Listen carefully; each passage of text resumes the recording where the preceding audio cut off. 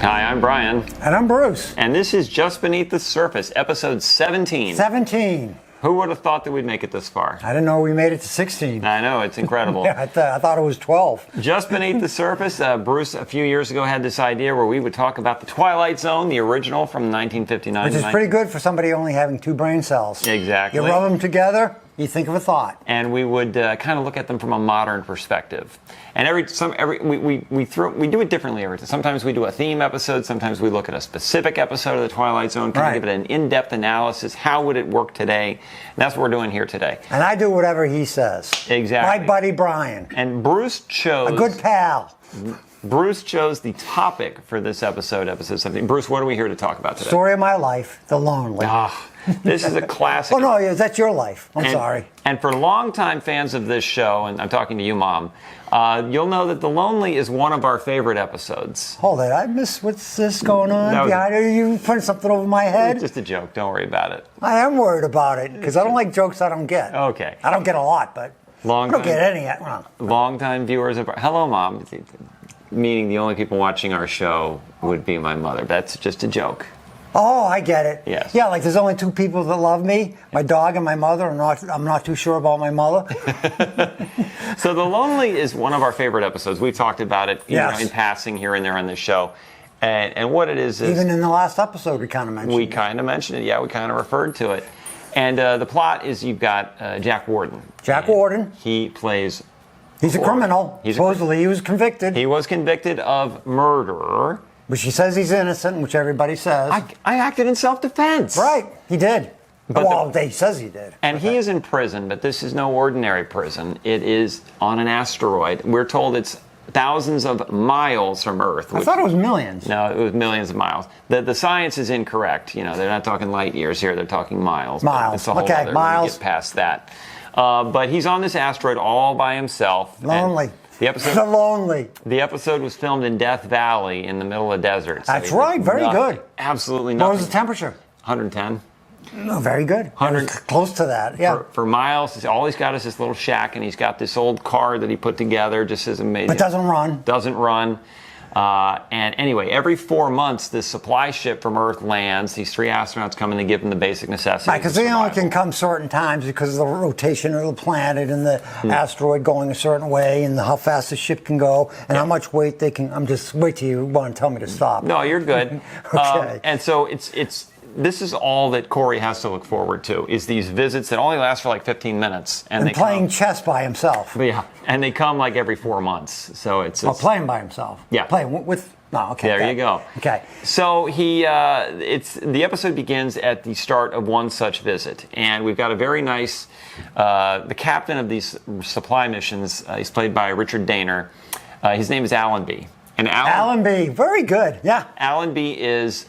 A nice guy. He's sympathetic to Corey's cause. You know, he says, "Yeah, I'm looking into your plea. I know you want an update on what's going on back with your case. Don't worry, we'll because they're saying it's inhumane or something to put a guy on a planet, like solitary confinement. They will go crazy. And I got other episodes like that. What was another one? Oh, I can't think off the top of my head. No, it wasn't the first. Yeah, it was the first one. I'll say that Corey.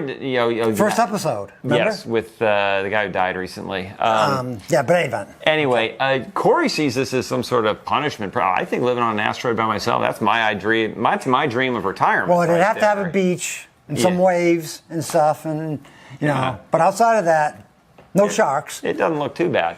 But anyway, Allenby and his the 2 people who work with him, the other 2 astronauts, one of them is played by an uncredited Ted Knight. Ted Knight. This was just a few years before he got... Mary Tyler Moore. Yeah, became big with that, and then all the subsequent shows. But in this episode, Ted Knight plays a jerk. Because he keeps saying, Corey, you deserve to be here. Yeah, I got to come up here every 4 months to leave my family for a whole week. How about that? We've been here 5 minutes, and he hasn't even asked about the pardon yet. Oh, that's later on. Stop it. Go on. Yeah, but anyway, Allenby, unbeknownst to the other 2 astronauts, Allenby has brought something for Corey. Yes. And it's in a heavy box, and he has Ted Knight and the other guy bring the box up to the cabin. Meanwhile, he tells Jack Warden, don't open this until we're out of sight. Don't open it until we've left.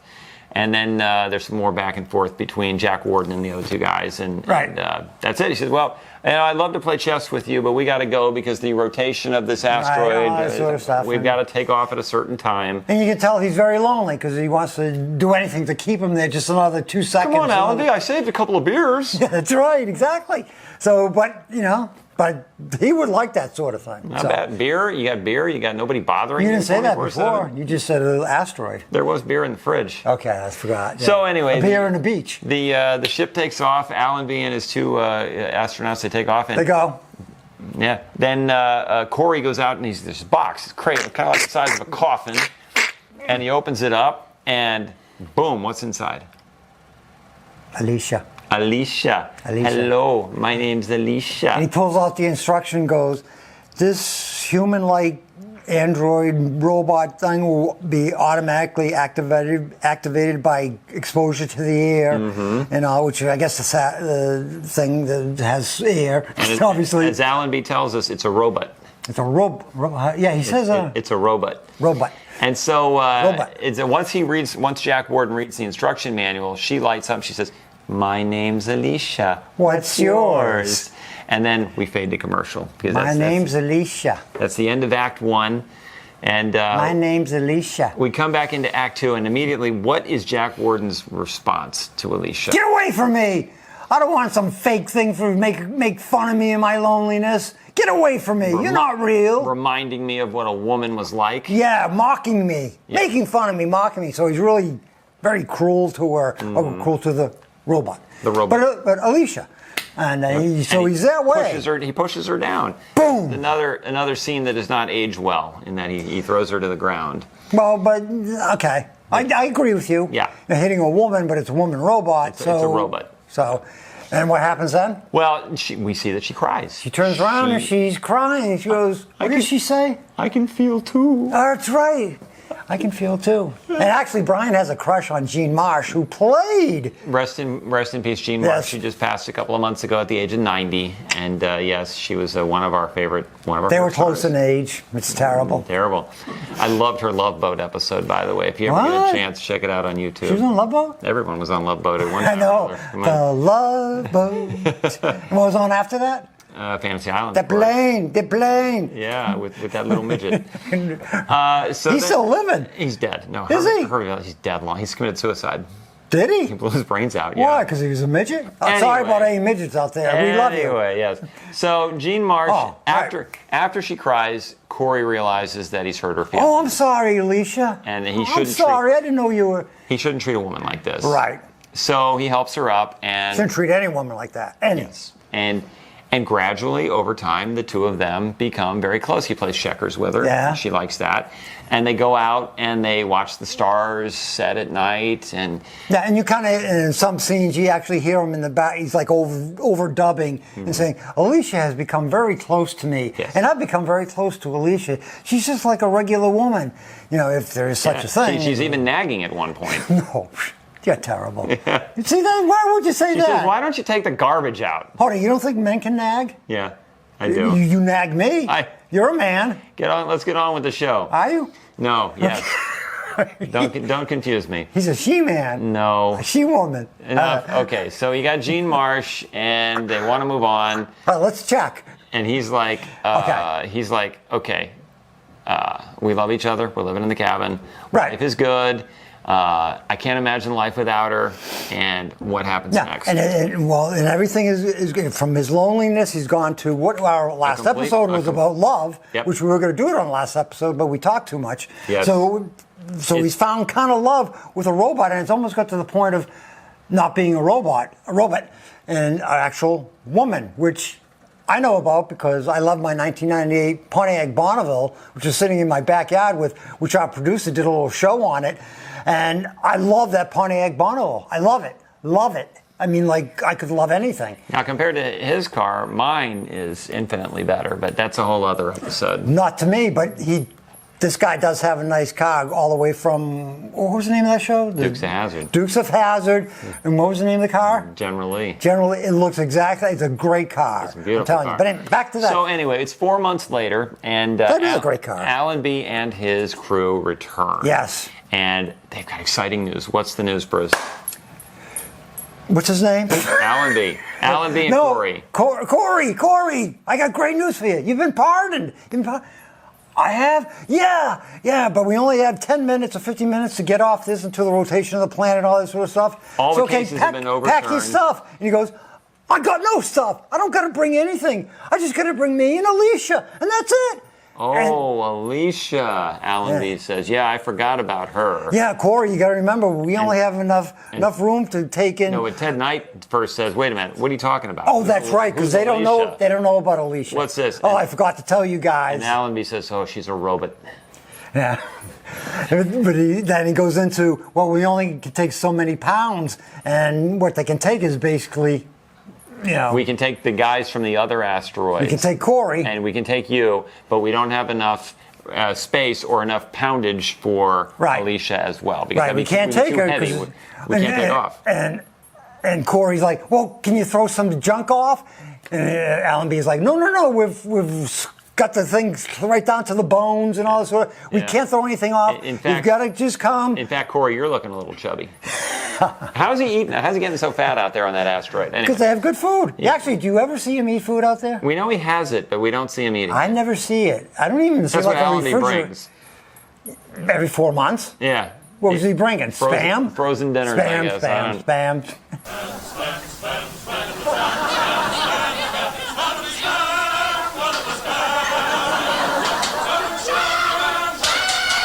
Bread and water. Bread and water. Water and bread. So anyway, they go on and he goes, you can't take it. I got to take Alicia. Alicia, where are you? So Allenby says, we don't got time for this. There's only one solution. Well, they get up, they find Alicia. Yeah. She's off doing something. Corey, what's the matter? Corey. And so Allenby pulls the gun out, points it right at Alicia's face. You don't see that. Do you see him pull the gun? We see him pull the gun. We see a close-up of the gun. We see a close-up of Alicia's face. Because Corey's going, she's a real woman. She's a woman. I love her. She's a real woman. Yeah. And so I guess to prove the point that she's not a real woman, which in these days, who knows what that is. Right. Now, it's a shame that Allenby didn't bring any glove cleaner, because if he had... glove cleaner from the chaser. He could have given that to Alicia, and it would have been less painful. No, that's not going to work. No.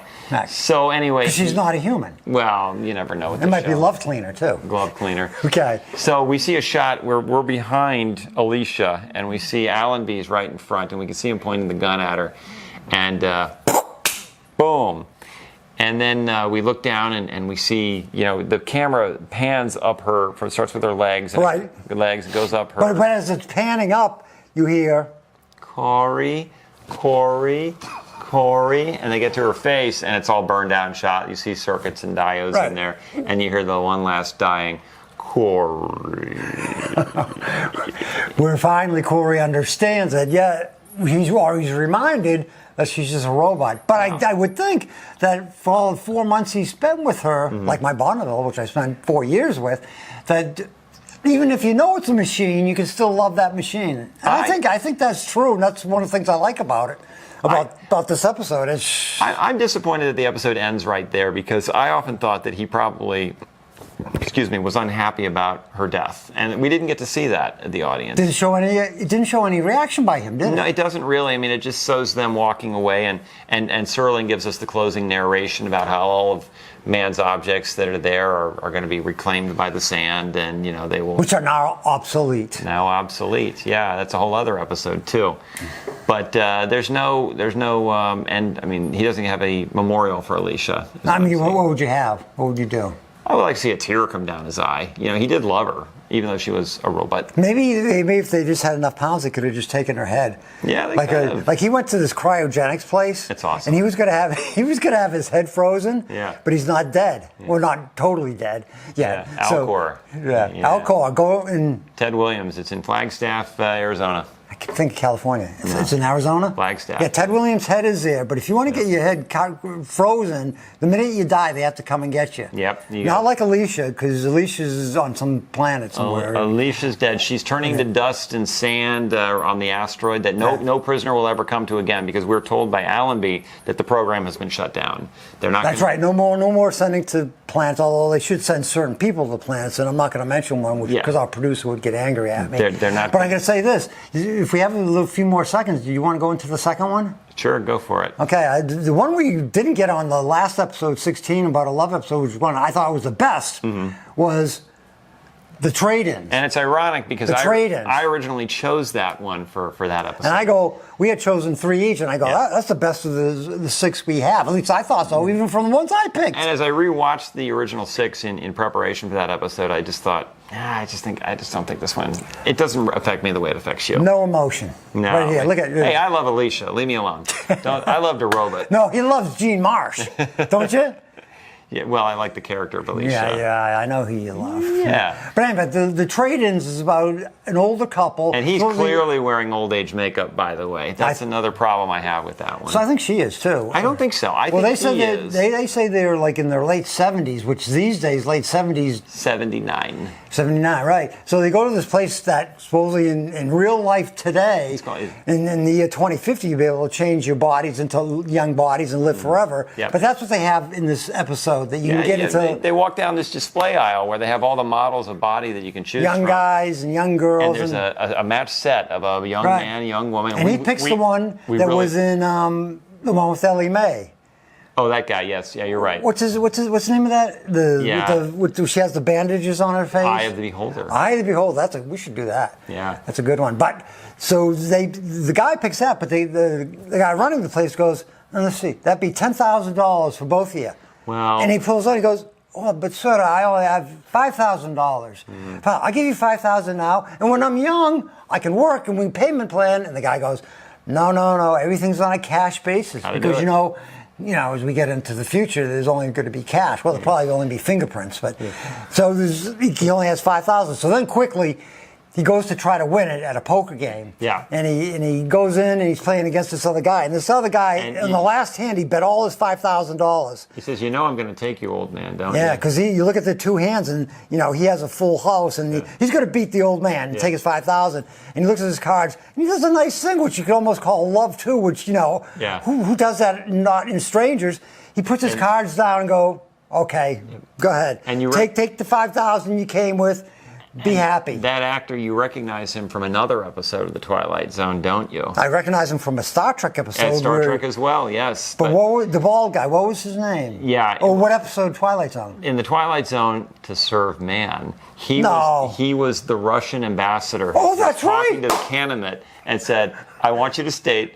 And I say this for the record. See, there is more than goop up here. There's actually gray matter in this lobe here, here. What are your intentions on Earth? What exactly are your intentions on Earth? That's a good one, too. Yes, that's a good one. But he did. In this one, he's a complete opposite of that character. He's very nice. He's very nice. And he says, leave here with your $5,000. So they go back. And so the wife is saying to the old husband, the old wife, you get the operation first because you're in a lot of pain. I'm in pain every day. I can't stand it no more. Sort of like me. You get old and you want to just crawl up in a ball. Bruce is a grown-up because every time he gets up, he groans. So that was good. Oh, thank you. That's not like Rodney's thing about cocaine. It's so he has the procedure. He has the procedure and gets into this body of this young, and he comes out. Look at me! Yeah. Look at me! I can do this, and he's jumping around and doing jumping jacks, and he goes, "What was the name of his wife?" I forget the name of the guy too. I forget both their names. But he goes to his wife.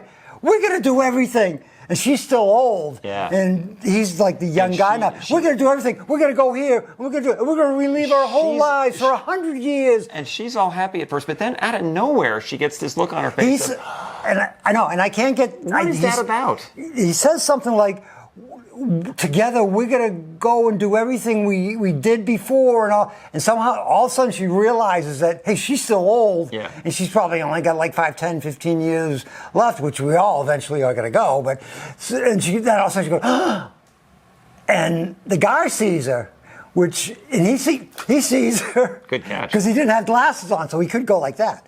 And so he sees it, and he goes. All of a sudden, he realizes, oh shit, I'm young, but she's still old, and I can't do all these things with her because she can't go dancing with her, doing all this stuff. The lesson of this episode is save up your money before you go buy new bodies. Yeah, a lot. But so what happens is, he goes, okay, sir, you got some papers to sign, the owner, and he takes the new young guy inside, and the woman's just standing there. You see her right there, and she's still got that like frightened look on her face, like. Mm-hmm. And he realizes at this point he's got to have his old body back. Yeah, which he goes in, and then he comes out a couple hours later because they have a little clock there, and he comes back out. And he goes, I wish I could remember their name. Is it right there? He said something to the effect of, if I have to live with a little pain so long as we can be together. Right, because he comes out old. And then he says, but at the end, can I read what Serling said? Because it's a good thing. Yes. He goes, Serling, in his great narration at the end, says, from Khalil Gibran, the prophet, love gives not but itself, and takes not from itself. Love possesses not, nor would it be possessed. For love is sufficient unto love. And he finishes it by saying, not a lesson. Not a lesson, just a reminder from the sentimentalists in the Twilight Zone. That's us. Mr. and Mrs. Sentimental. So we are very sentimental here about the Twilight Zone. I think that's a great episode. Like I said, I thought it was the best of the 6 we picked, and I think, would you give up when you give up being young again, like 20 or 21? Well, here's the thing. And leave your wife, who's like 80 or 90 now, to live a whole life? Or would you go? We're getting closer and closer to where body replacement and all kinds of ways of extending the life are becoming more and more realistic. Right. Like bitten by a vampire. Cryonics, and people can can have transplants, they can have implants, they can have all kinds of things. Did they transplant everything? Yeah. Everything? Well, not everything. But what I'm saying is that we're getting more and closer to what he was talking about with this. Right, we are. But my question is, like I was saying to somebody, but 2050 but by 2050 you're going to have millions of dollars to get that procedure done. Supposedly, it's only until like 2075, 2080 that the regular Joe is going to be able. So unless you can make it to 2075, or unless you get millions of dollars by 2050.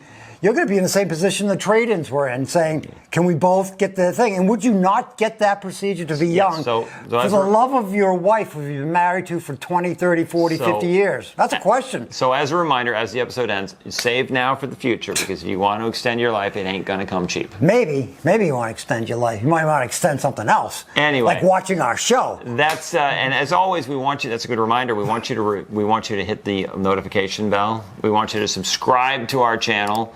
And what's the third thing, Bruce? Love us. Love us, of course. Like us. Love us, please. But please. That's the end of episode 17. And it was basically like a leftover episode. That's what I'll call this in the script. Episode 17, The Leftovers. Leftover trade-ins. The leftovers. But it's coming to all you guys, like Kansas says, the band. Yes. So Dust in the wind. We thank you for watching. I am Brian. I am Bruce. And this is Just Beneath the Surface. Have a good day. Thanks.